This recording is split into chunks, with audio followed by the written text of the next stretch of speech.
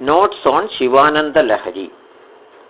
Shivananda Lahari and Saundarya Lahari are written by Adi Shankaracharya. He used the meter Shikharini for all the 100 slokas of Saundarya Lahari. He had used different meters for the 100 slokas of Shivananda Lahari. Shikharini meter 4 slokas 1 to 27. Shardula Vikrididam meter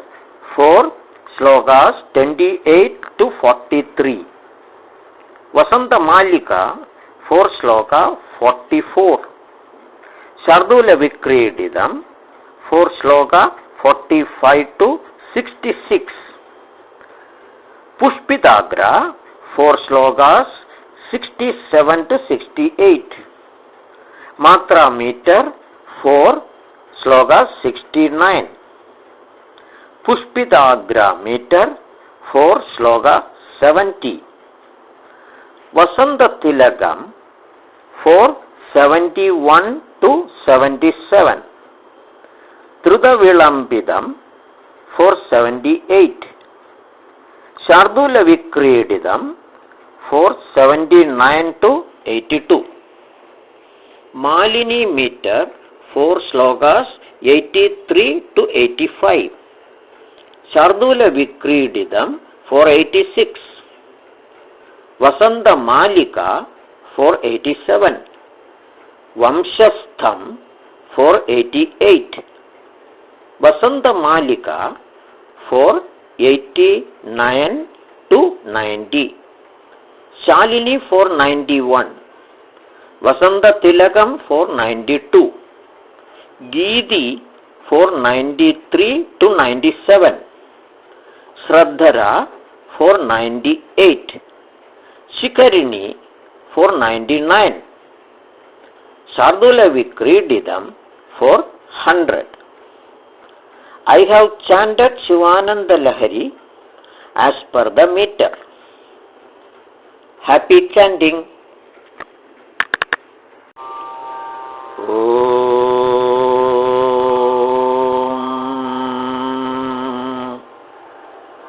Shri Shankara Pujya Pada Virajita Shivananda Lahari Kalabhyan Chudalankrita Shashikalabhyan Nijata Bhagvalabhyam Bhakteshu Pragadida Bhalabhyam Bhavadume Shivabhyam Astoga Tribhuvana Shivabhyam Hridi Punarbhavabhyam Ananda Spuradhanubhavabhyam Nadiriyam Galanti Shambho Twacharida Sarida Kilbisharajo Dalandi Dikulya Sarani Shubhadanti Vijayadam Dishanti Samsara Brahmana Paritabo Vasamanam Vasanti Machedo Kradabhuvi Shivananda Lahari Traivedyam Hridyam Tripuraharamadhyam Trinayanam Chadabharodharam Chaladuragakaram Mrigadharam Mahadevan Devam Mayi Sadaya Bhavam Pashuvadin Chidalambam Sambam Shivamadividambam Hridi Bhaje Sahasram Vartande Jagadi Vibudha Kshudra Baladana Manye Swapne Va Tadanu Saranam Tatkrida Bhalam Hari Brahmadinam Abhinigadabhajama Sudabhan Chiranyaje Shambho Shivatava Padamboja Bhajanam Smridau Shastre Vaidye Shakuna Kavita Gana Phanidau पुराणे मन्त्रे वा स्तुतिनडनहास्येष्वचतुरः कथं राज्ञां प्रीतिर्भवति मयि कोऽहं पशुपदे पशुं मां सर्वज्ञप्रदितकृपया पालय विभो खडो वा मृत्पिण्डोऽप्यनुरपि च धूमोऽग्निरचलपडो वा तन्दुर्वा परिहरति किङ्घोरशमनम् पृथा कण्डक्षोभं वहसि तरसा तर्कवचसा पदाम्भोजं शम्भोर्भज परमसौख्यं व्रजसुधी मनस्ते पादाब्जे निवसतु वचस्तोत्रफणितौ करौ चाभ्यर्चायां श्रुतिरपि कथा कर्णनविधौ तव ध्याने बुद्धिर्नयनयुगलं मूर्तिविभवे परिग्रन्थान् कैर्वा परमशिवजाने परमद यदा बुद्धिशुक्रौ रजतमिति काचाश्मनिमणिर्जले पैष्टे क्षीरं भवति मृगतृष्णा सुसलिलम् तदा देवभ्रान्त्या भजति भवदन्यं जडजनो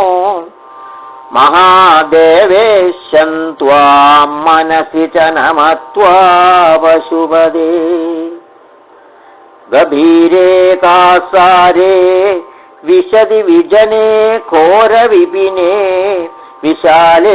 शैले च भ्रमति कुसुमार्तं जडमदि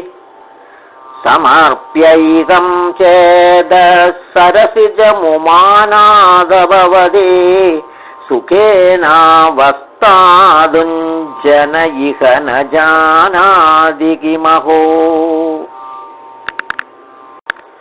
नरत्वं देवत्वं नगवनमृगत्वं मशकदा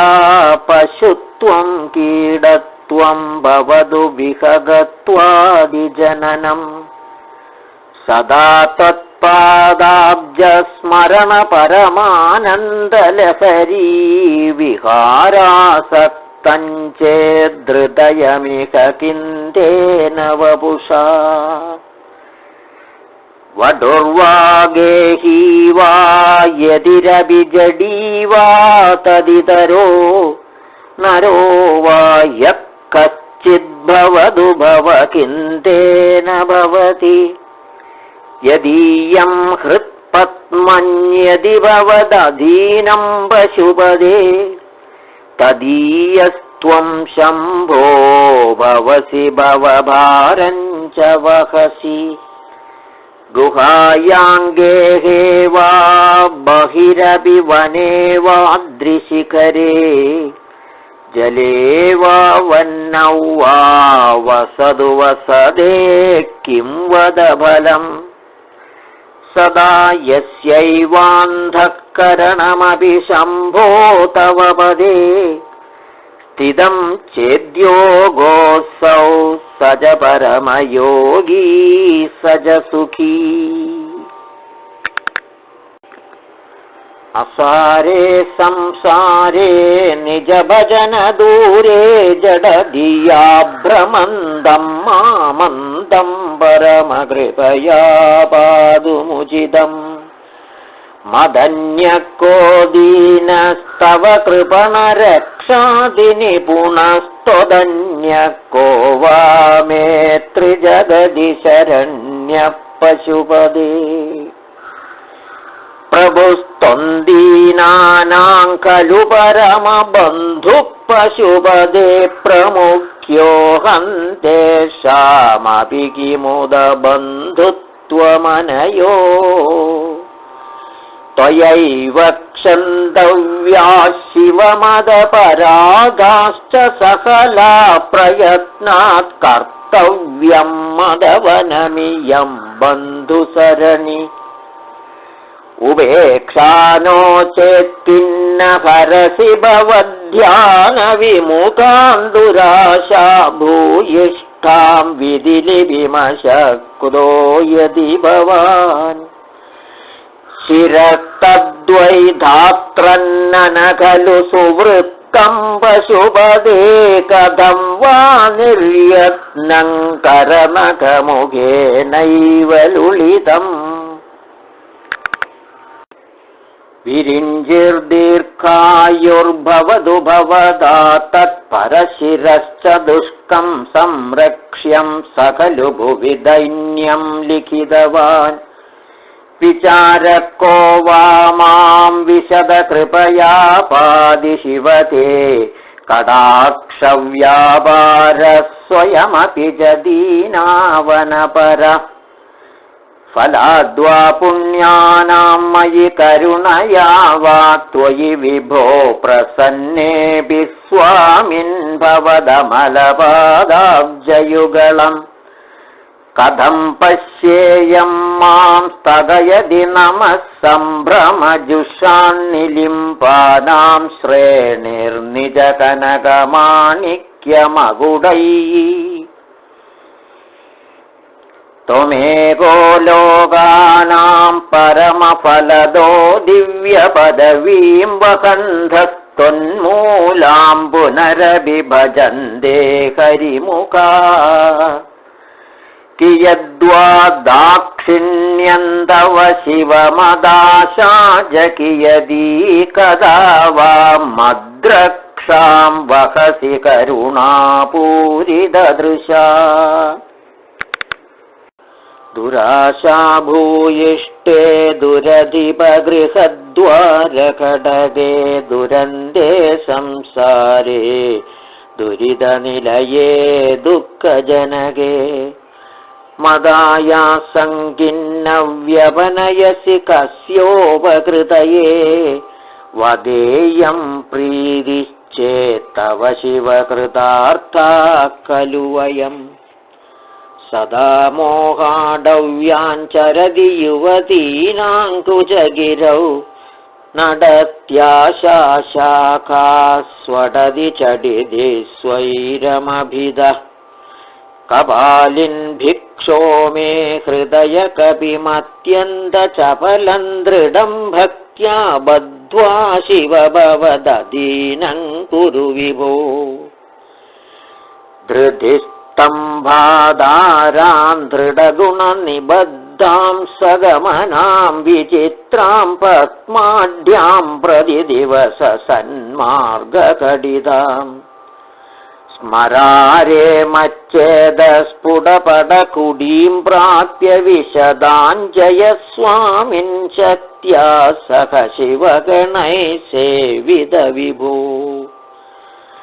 प्रलोभाद्यैरर्थाहरणपरतन्द्रोधनिगृहे प्रवेशोद्युक्तः सम्भ्रमदि बहुधा तस्करपदे इमञ्चेदश्चोरं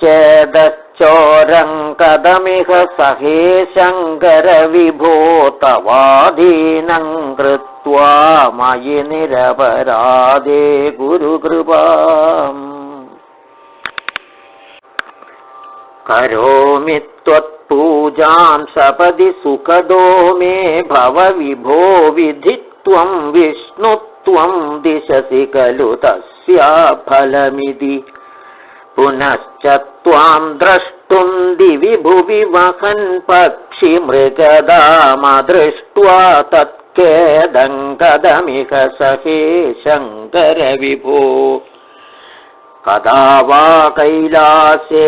कनकमणिसौधे सह गणैर्वसन् शम्भोरग्रे स्फुटखडितमूर्धाञ्जलिपुट विभो साम्ब स्वामिन् परमशिव पाहीति निगदन्विधातॄणां कल्पान् क्षणमिव विनेष्यामि सुखदा तवैर्ब्रह्मादीनां जय जय वजोभिर्नियमिनां गणानां केळीभिर्मदकलमहोक्षस्य कगुदि स्थितन्नीलग्रीवं त्रिनयनमुमाश्लीष्टवभुषं कदा त्वां पश्येयङ्करधृतमृगं काण्डवरशुम् कदा वा त्वां दृष्ट्वा गिरिश तव भव्याङ्घ्रियुगलं गृहीत्वा हस्ताभ्यां शिरसि नयने वक्षसि वहन् समाश्लिष्याक्राय स्फुटजलजगन्धान् परिमलानलभ्यां ब्रह्माद्यैर्मुदमनुभविष्यामि हृदये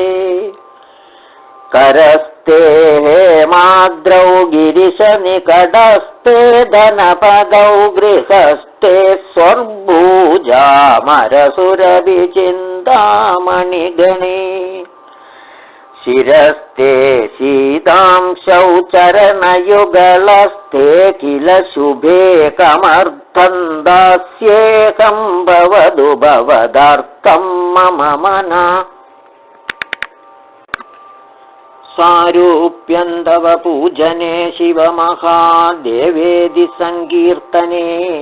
सामीप्यं शिवभक्तिदुर्यजनता साङ्गत्य सम्भाषणे सालोक्यं च चराचरात्मकतनुध्याने भवानीपदे सायुज्यं मम सिद्धमत्र भवति स्वामिन् कृतार्थोऽस्म्यहम् त्वत्पादाम्बुजमर्चयामि परमं त्वां चिन्तयाम्यन्वहं त्वामीशं शरणं व्रजामि वचसा त्वामेव याचे विभो वीक्षां मे दिश चाक्षुषीं सकरुणां दिव्यैश्चिरं प्रार्थितां शम्भो लोकगुरो मदीयमनसः सौख्योपदेशं कुरु वस्त्रोद्धूतविधौ सहस्रकरदा पुष्पार्चने विष्णुता गन्धे गन्धवहात्मतान्नपचने बर्हिर्मुखाद्यक्षत पात्रे काञ्चन गर्भतास्तिमयि चेत् बालेन्दुचूडामणे शुश्रूषाङ्करवाणि दे पशुपदे स्वामिन् त्रिलोकी गुरो नालं वा परमोपकारकमिदं द्वेगं पशूनां पदे पश्यन् कुक्षिगदाञ्चराचरगणान् बाह्यस्थितान् द्रक्षितुं सर्वामर्त्यपलायनौषधमधिज्वालाकरं भीकरन्निक्षिप्तं गरलङ्गलेन गिलितन्नोद्गीर्णमेव त्वया ज्वालोग्रसकलामरादिभयदक्ष्वेलकथं वा त्वया दृष्टः किञ्च करे धृतः करतले किं पक्वजम्बूफलम् जिह्वायान्निहितश्च सिद्धकुटिका वा कण्ठदेशे भृदा किन्दे नीलमणिर्विभूषणमयं शम्भो महात्मन्वद नालं वा सकृदेव देव भवद सेवा नदिर्वानुदिपूजा वा स्मरणं कथा श्रवणमप्यालोकनं मादृशाम् स्वामिन्नस्थिरदेवतानुसरणायासेन किं लभ्यते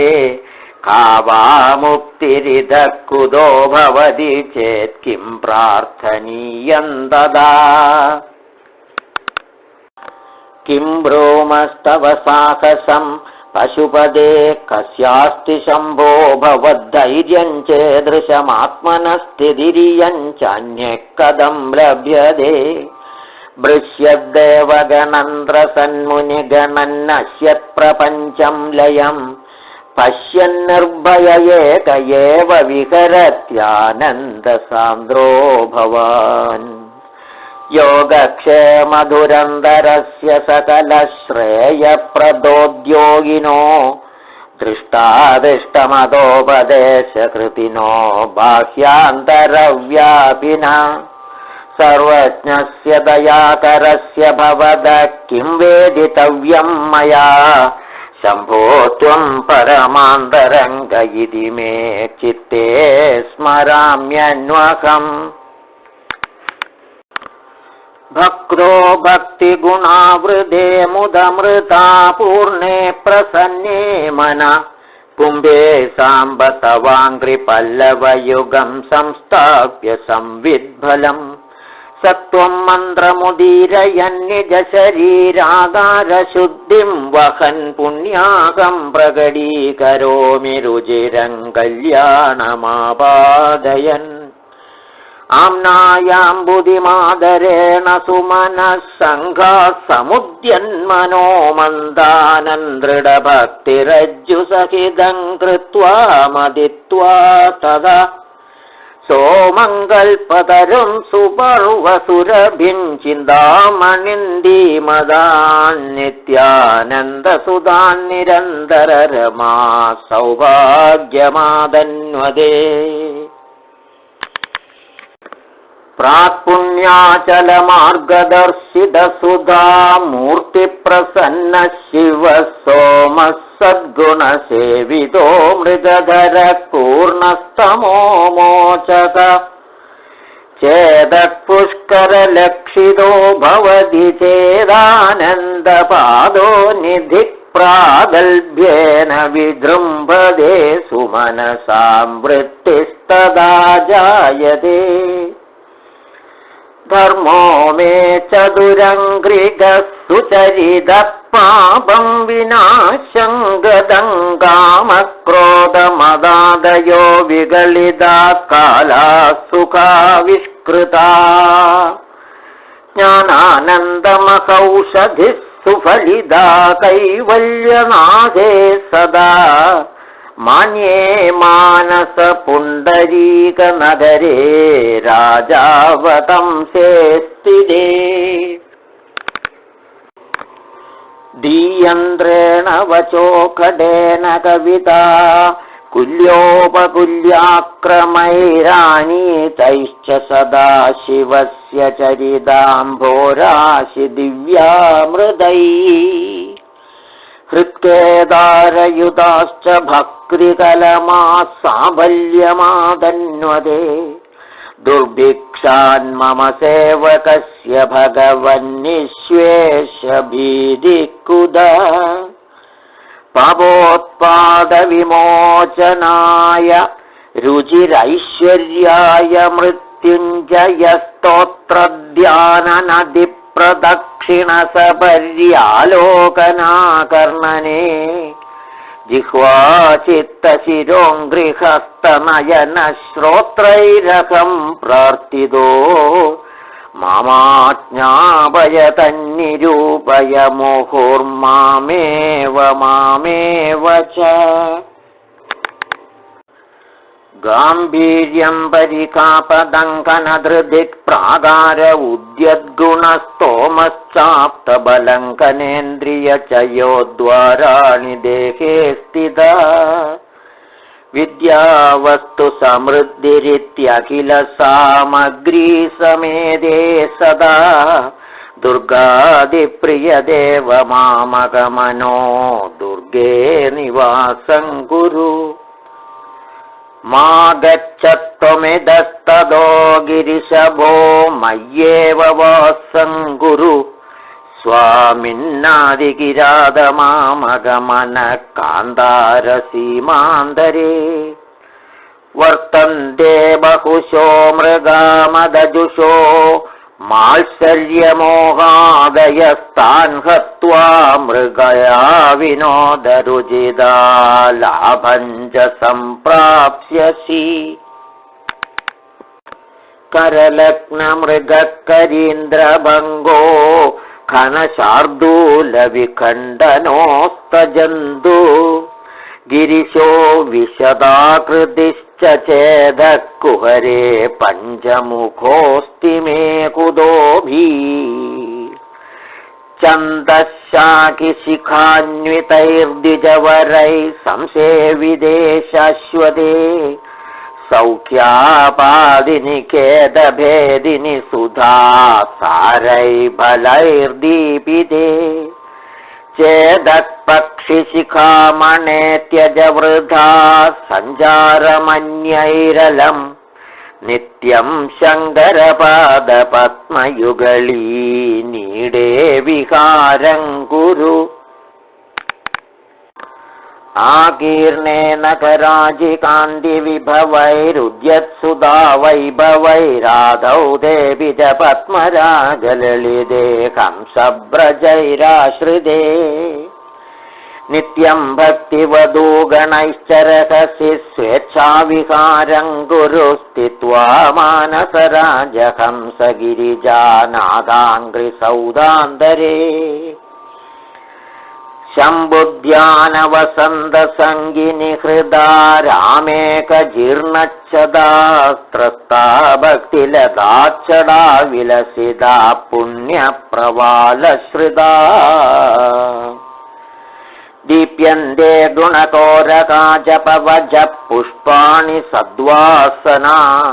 ज्ञानानन्दसुधामरन्धलहरी संविद्बलाभ्युन्नती नित्यानन्दरसालयं सुरमुनिस्वान्ताम्बुजाताश्रयं स्वच्छं सद्विजसेविदं कलुषहृत् सद्वासनाविष्कृतम् शम्भुध्यानसरोवरं व्रजमनो हंसावदंसस्थिरं किङ्क्षुद्राश्रयपल्वलभ्रमणसञ्जातश्रमं प्राप्स्यसि आनन्दामृतपूरिदाहरपदां भोजालवालोद्यतास्तैर्योपक्नमुपेत्य भक्तिलतिका शाखोपशाखान्विता उच्चैर्मानसकायमानपडलीमाक्रम्य निष्कल्मषा नित्याभीष्टफलप्रदा भवतु मे सत्कर्म संवर्धिता सन्ध्यारम्भविजृम्भितं श्रुतिशिरस्थानान्तराधिष्ठितं सप्रेम भ्रमराभिराममसहृत् सद्वासनाशोभितं भोगीन्द्राभरणं समस्तसुमनः पूज्यं गुणाविष्कृतं सेवे श्रीगिरिमल्लिकार्जुनमहालिङ्गं शिवालिङ्गितम् भृङ्गीच्छानडनोत्कटकरिमदग्राही स्फुरन्माधवाह्लादो नादयुधो महासितवभुः पञ्चेषु नाचादृता सत्पक्षस्सु मनोवनेषु स पुनः साक्षान्मदीये मनो राजीवे भ्रमरादिभो विहरतां श्रीशैलवासी विभुः कारुण्यामृतवर्षिणं घनविभद्ग्रीष्मच्छिदाकर्मठं विद्यासस्यफलोदयाय सुमनः संसेव्यमिच्छाकृतिं नृत्यद्भक्तमयूरमद्रिनिलयं चञ्जज्जडामण्डलं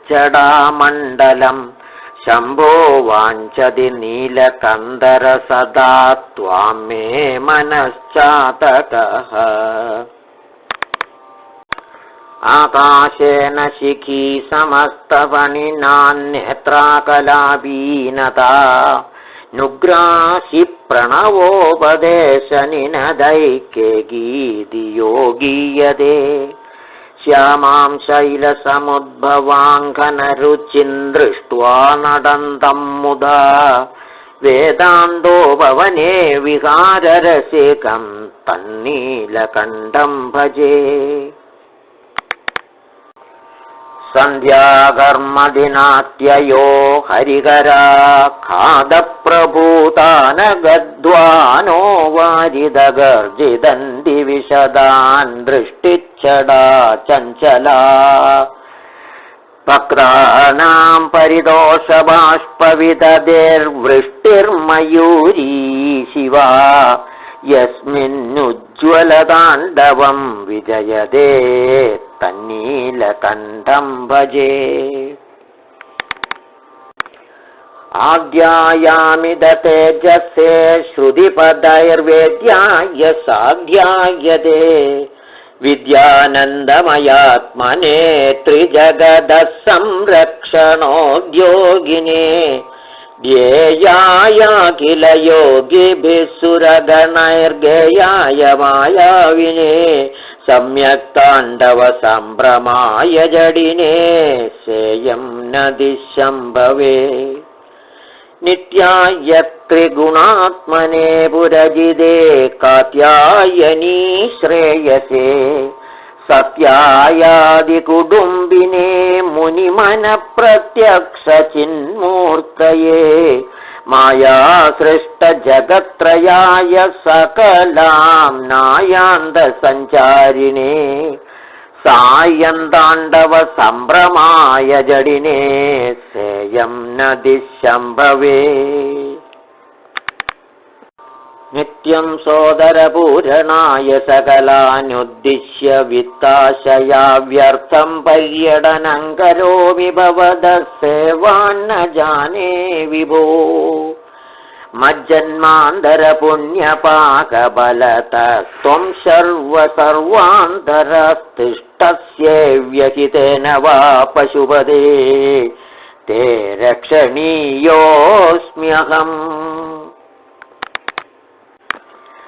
एको वारिज बान्धवक्षितिनभो व्याप्तं तमो मण्डलम्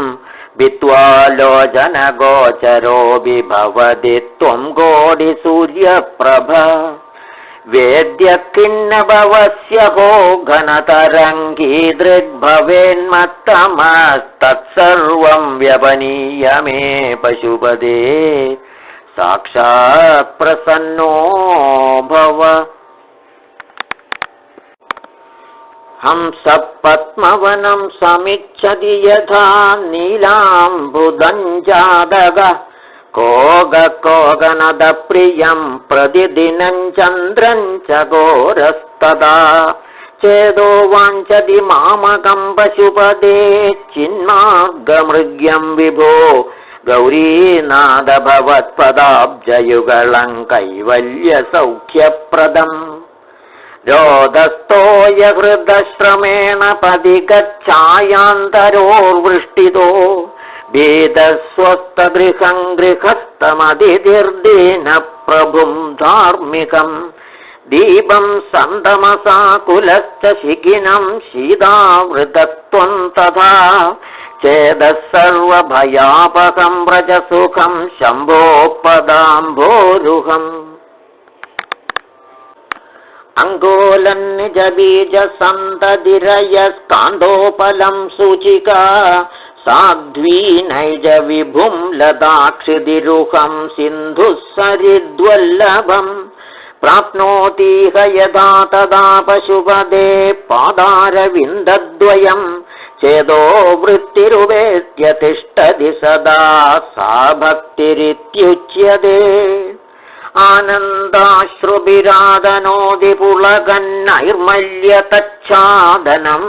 वाजाशङ्कमुखे स्थितैश्च जडरा पूर्तिं चरित्रामृतै रुद्राक्षैर्बसिदेन देववपुषो रक्षां भवद्भावना पर्यङ्गे विनिवेश्य भक्तिजननी भक्तार्भगं रक्षति मार्गावर्तितपादुका पशुपदेरङ्गस्य कूर्चायते गण्डूषाम्बुनिषेचनं पुरजिपोर्दिव्याभिषेकायते किञ्चिद्भक्षितमांसशेषकबलन्नव्योपहारायते भक्तिः किन्न करोत्यहो वनचरो भक्तावदंसायते वक्षस्थाडनमन्तकस्य कठिनापस्मारसम्मर्दनं भूभृत्पर्यटनं नमत्सुरशिरः कोडीरसङ्घर्षणम् कर्मेदं मृदुलस्य तावकपदद्वन्द्वस्य गौरीपदे मच्चेदो मणिपादुकाविहरणं शम्भो सदाङ्गीकुरु वक्षस्ताडनशङ्कया विचलितो वैवस्वतो निर्जरा कोडीरोज्ज्वलरत्नदीपकलिका नीराजनं कुर्वते दृष्ट्वा मुक्तिवधूस्तनोदिनिभृदा श्लेषं भवानीपदे यच्चेतस्तव पादपद्मभजनं तस्येह किं दुर्लभम् क्रीडार्थं सृजसि प्रपञ्चमखिलं क्रीडामृगास्ते जना यत्कर्माचरितं मया च भवद प्रीत्यै भवत्येव तत् शम्भो स्वस्य कुतूहलस्य करणं मच्चेष्टितन्निश्चितं तस्मान्मामकरक्षणं पशुपदे कर्तव्यमेव त्वया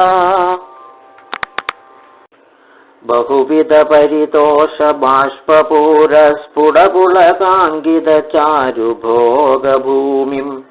चिरपदफलकाङ्क्षि सेव्यमानां परमसदाशिवभावनां प्रपद्ये अमितमुदमृदं मुहुर्दुहन्तीं विमलभवत्पदगोष्ठमावसन्तीं सदय पशुपदे सुपुण्यपागां मम परिपालय भक्तिधेनुमेकाम् जडरा पशुदा कलङ्किता कुडिलचरत्वं च नास्ति मयि देव अस्ति यदि राजमौले भवदाभरणस्य नास्मि किं पात्रम् अरहसि रहसि स्वतन्त्रबुद्ध्या वरिवसितुं सुलभप्रसन्नमूर्ति अगणितबलदायक प्रभुर्मे जगदधिगो हृदि राजशेखरोऽस्ति आरूढभक्तिगुणकुञ्चितभावचापयुक्तैः शिवस्मरणबाणगणैरमोघैः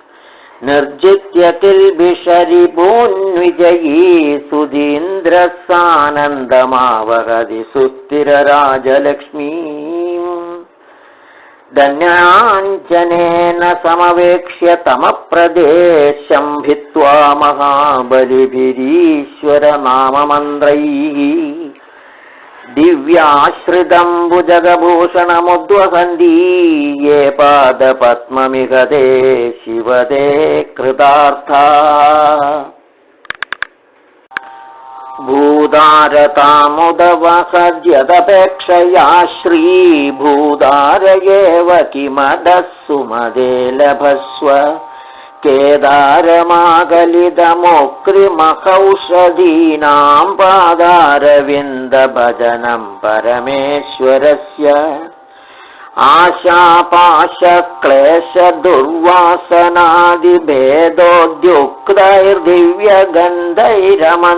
आशापाशक्लेशदुर्वासनादिभेदोद्युक्तैर्दिव्यगन्धैरमन्दैः आशाषाढीकस्य पादारविन्दं चेदपेडीं वासितां मे तनोतु कल्याणिनं सरसचित्रगतिं सवेगं सर्वेङ्गितज्ञमनकं ध्रुवलक्षणाढ्यं चेदस्तुरङ्गमधिरुह्य चरस्मरारेणेदः समस्तजगदां वृषभाधिरूढ भक्तिर्महेशपदपुष्करमावसन्ती कादम्बिनीव गुरुदे परितोषवर्षम्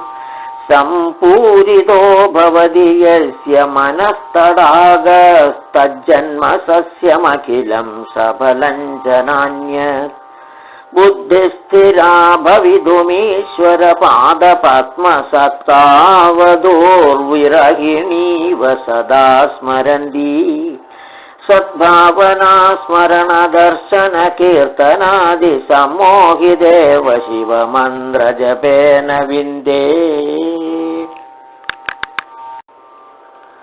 सदुपचारविधिष्वनुबोधितां सविनयां सुहृदं समुपाश्रितां मम समुद्धर बुद्धिमिमां प्रभो वरगुणेन नवोढवधूमिव नित्यन्योगि मनःसरोजदलसञ्चारक्षमस्त्वत्क्रमः शम्भो तेन कदङ्कडोरयमराड्वक्षकवाडक्षदी अत्यन्तं मृदुलं त्वदङ्घ्रियुगलं हामे मनश्चिन्तयत्येतल्लोचनगोचरं कुरु विभो हस्तेन संवाहये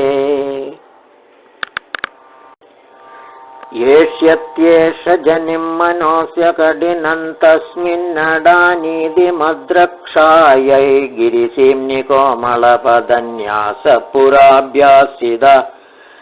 नो चेद्दिव्यगृहान्तरेषु सुमनस्तल्पेषु वेद्यादिषु प्रायसस्तु शिलातलेषु नडनं शम्भो किमर्थं तव कञ्चित्कालमुमामहेश भवदः पादारविन्दार्चनैः कञ्चिद्ध्यानसमाधिभिश्च नदिभिः कञ्चित् कदाकर्णनैः कञ्चिदवेक्षणैश्च नुदुभिः कञ्चिद्दशामीदृशीं यप्राप्नोति मुदा त्वदर्पितमना जीवन् स मुक्तः खलु बाणत्वं वृषभत्वमर्धवपुषा भार्या त्वमार्यापदे घोणित्वं सगिता मृदङ्गवहता चेत्यादिरूपं ददौ त्वत्पादे नयनार्पणं च कृतवान् त्वद्देहभागो हरिपूज्यात् पूज्यतरः स एव हि न चेत् को वा तदन्योऽधिक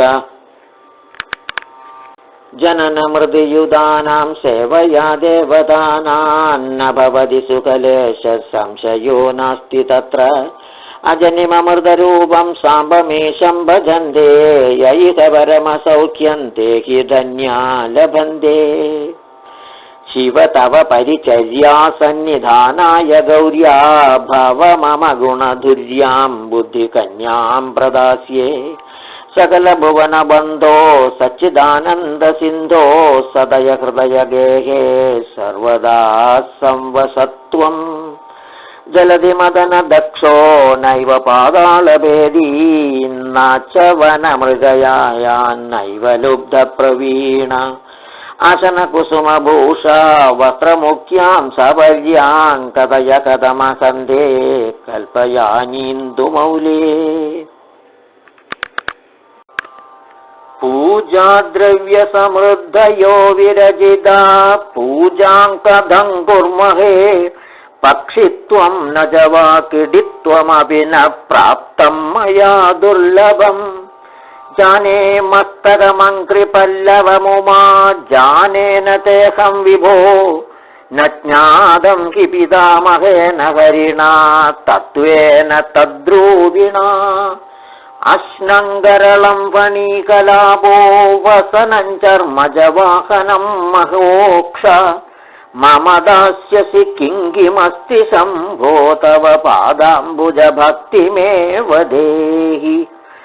यदा कृदाम्बो निधिसेतुबन्धन करस्थलाधकृतपर्वतादिव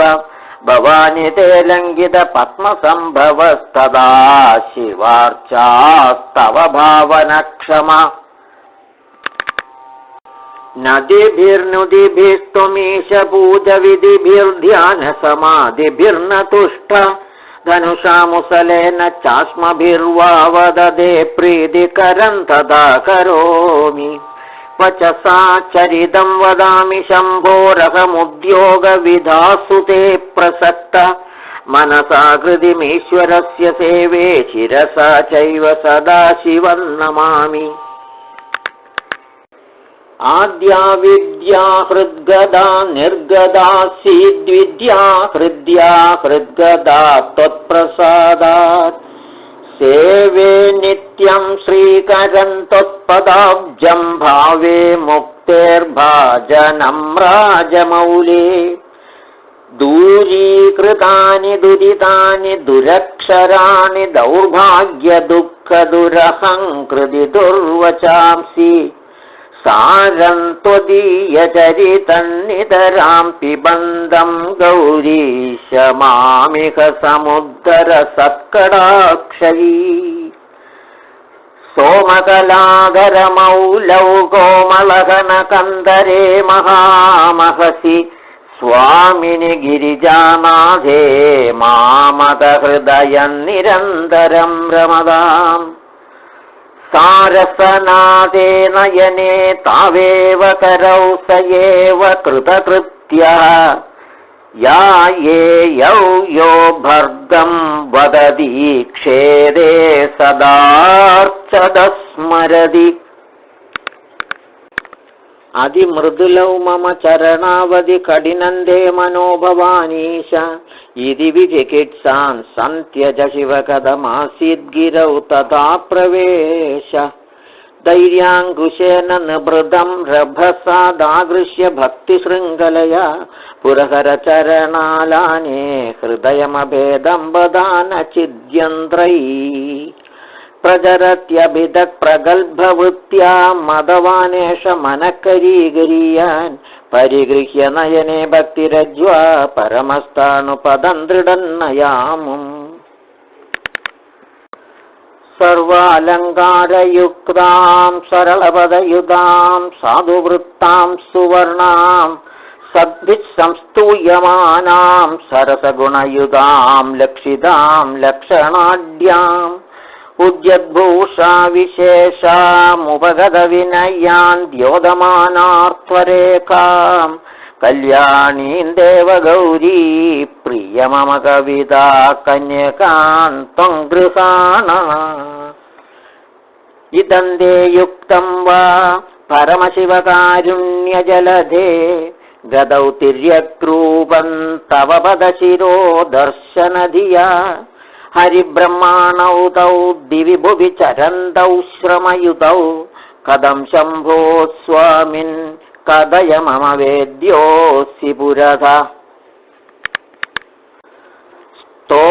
സ്തോത്രേണാലമഹം പ്രവച്മി നമൃഷാ ദേവാവിരിഞ്ചാദയ സ്തുത്യാനാം ഗണനാ പ്രസംഗസമയേ ത്വാമഗ്രഗണ്യം വിദു